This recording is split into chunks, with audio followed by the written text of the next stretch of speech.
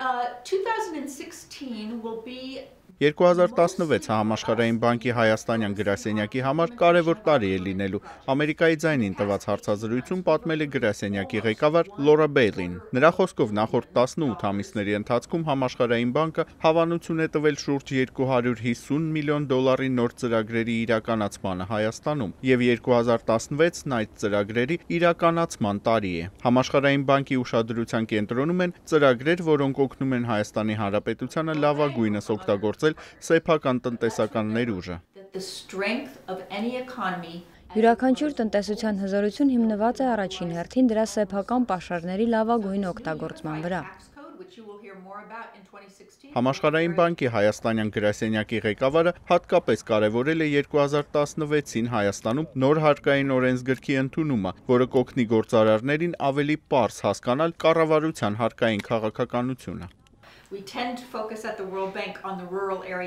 նաև փորձում ենք կենտրոնանալ գյուղական շրջանների վրա, քանի որ հենց այստեղ է, որ Հայաստանը հիմնականում ունի աղքատության խնդիր, եւ մենք փորձում ենք օգնել գյուղական շրջաններում բնակվող մարդկանց կյանքի որակի բարձրացմանը։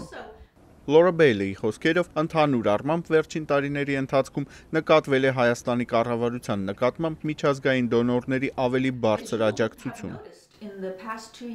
Վերջին 2 տարիների ընթացքում Հայաստանի կառավարությունը վայելում է բազմաթիվ գործընկերների զգալի եւ աճող աջակցությունը։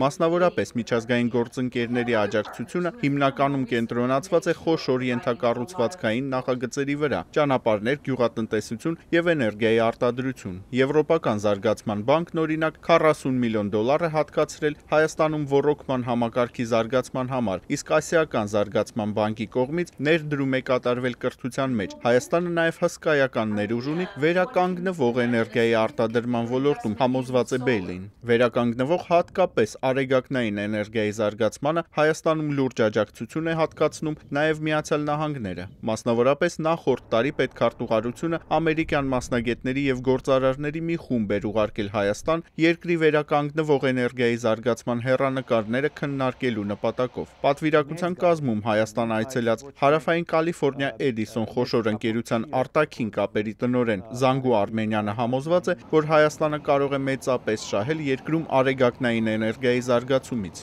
Նաև երիտասարդությունը գա, որ հոնդեղ կգնա նոր մասնակցությունը մեջտեղ բերել, որ նաև արիտ կփանա Հայաստանը իբրև